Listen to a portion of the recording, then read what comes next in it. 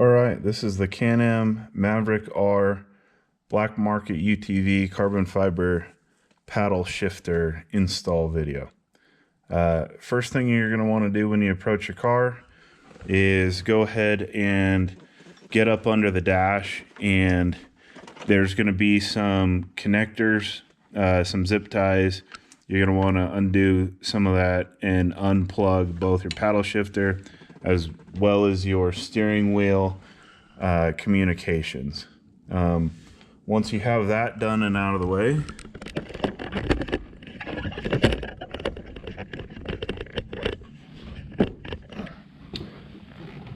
you'll want to come to the steering wheel itself. First thing to get out of the way is the center cap. There are 3 plastic tabs on this. Easiest way is just more or less pinching it, pulling it off.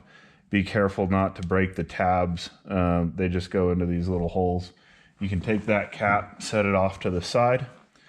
I've already removed the zip tie that holds this wire in place. You want to remove that out of the way.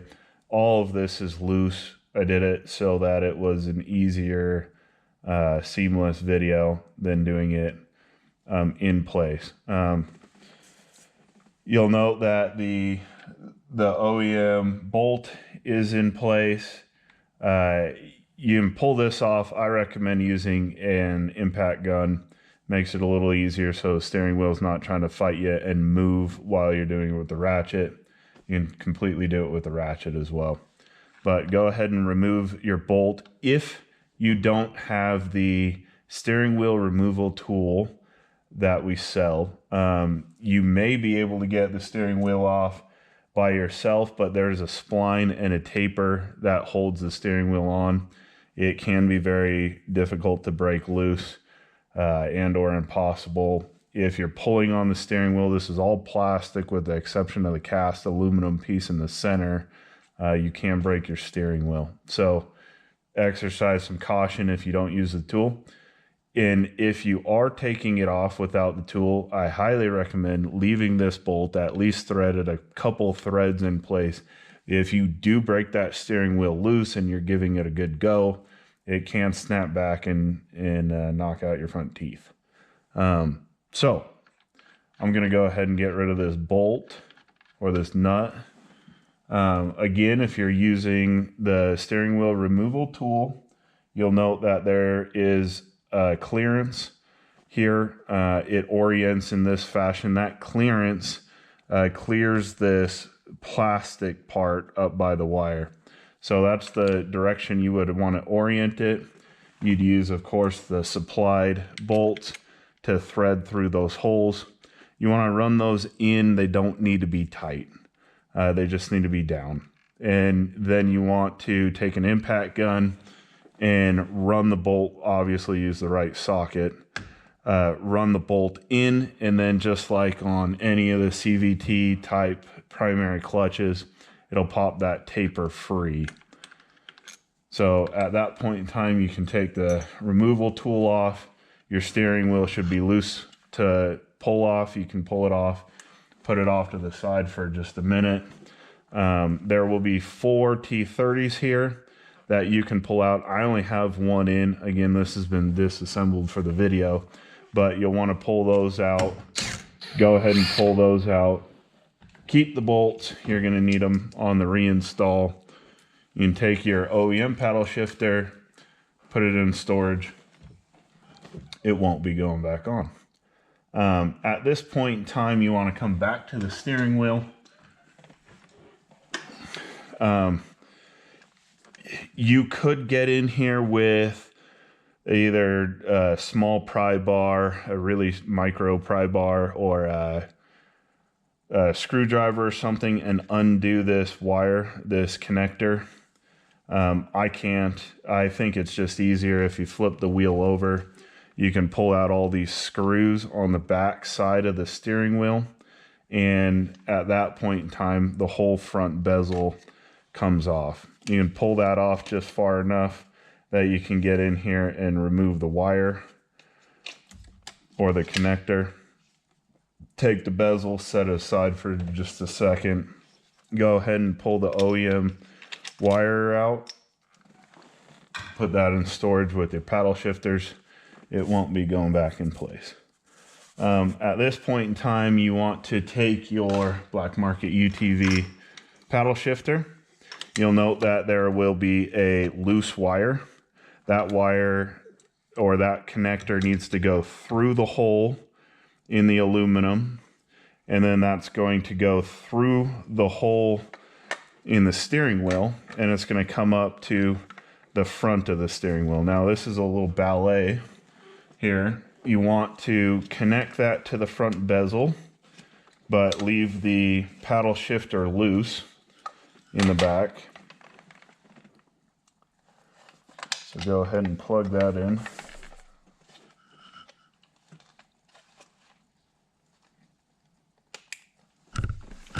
Nice little snap when it's in. From there, what you want to do is you want to go ahead, put the bezel back on.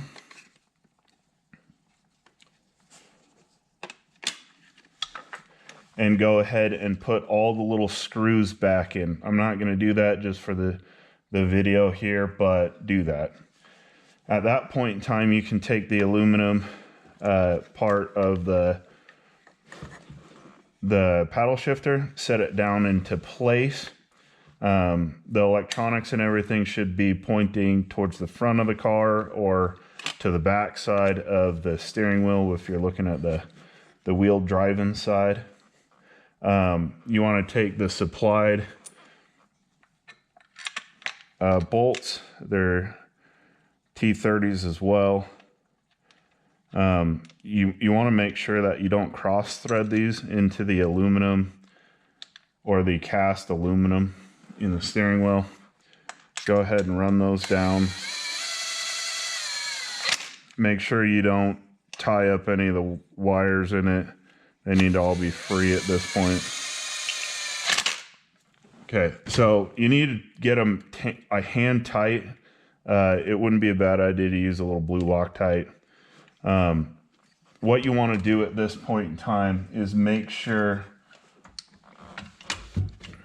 that these wires coming from the electronics go through the little holes or the clearance into the aluminum.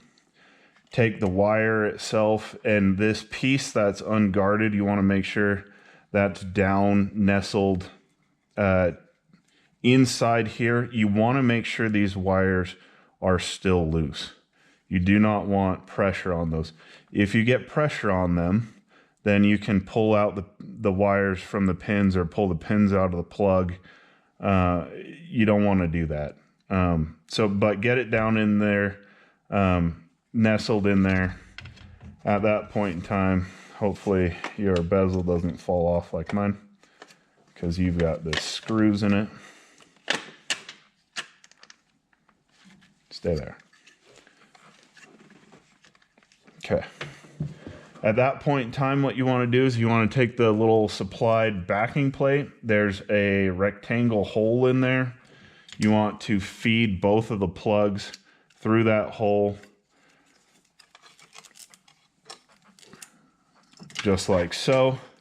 And then you want to take this backing plate, and it's going to mount right where the OEM paddle shifter was. You want to put all 4 of the bolts in place.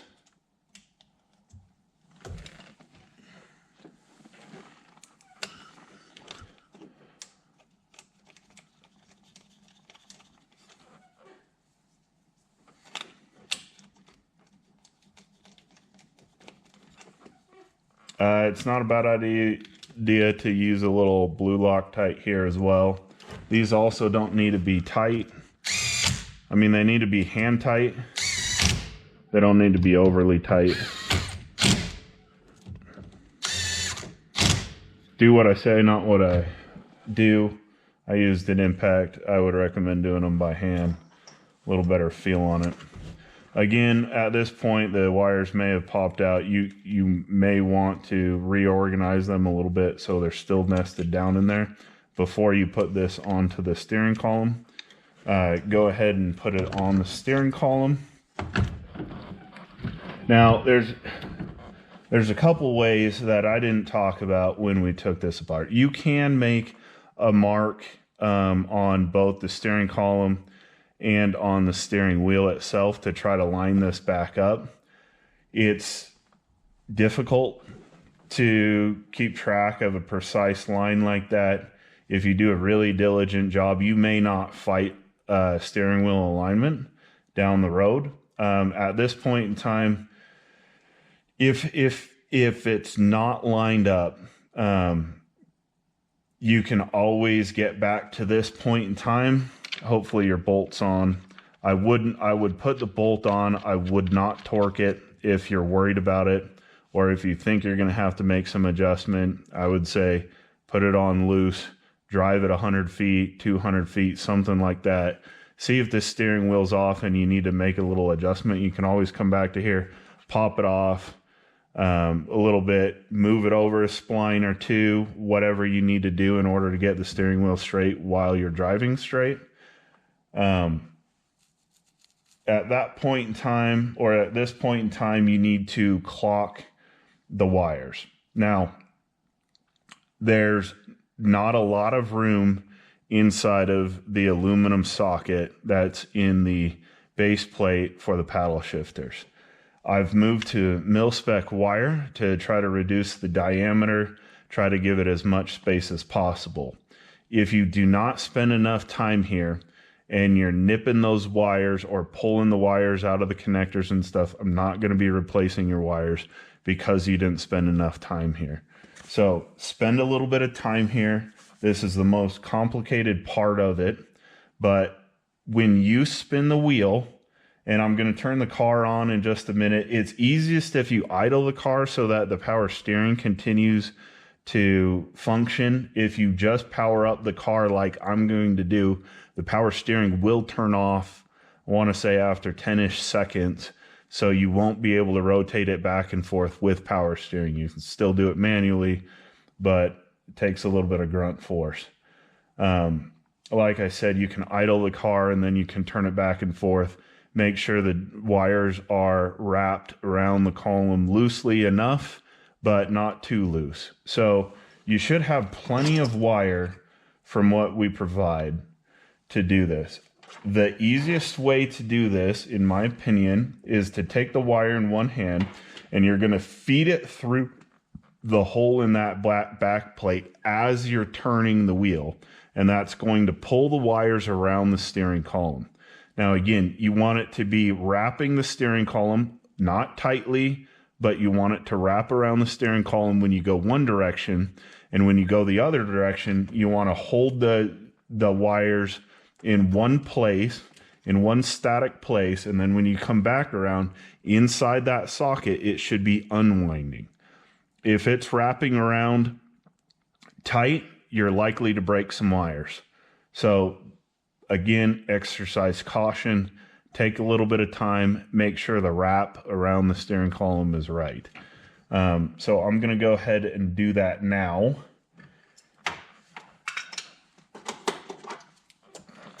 So again, what I'm going to do is when I turn the steering wheel, I'm going to feed in some wire. And when I go all the way one direction, I'm going to hold it static and I'm going to come back the other way and make sure that the wire is not getting caught. I want it to be uncoiling. You can also take a little light and you can see through this hole. It's dark. It's hard to see. I get it, but you can see it, and hopefully you can see enough that you can see what it's doing inside. So I'm going to go ahead and do that now. My steering wheel's already cranked one direction.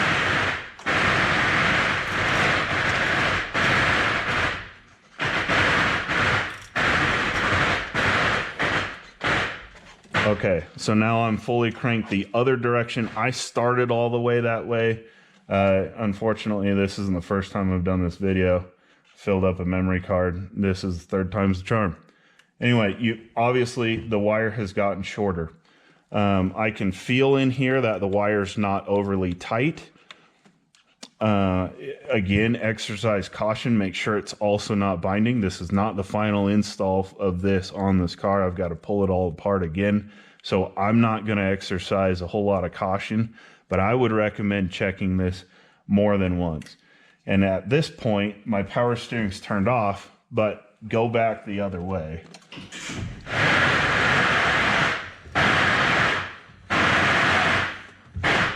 And again, it should not be binding up. It should not be too tight in there.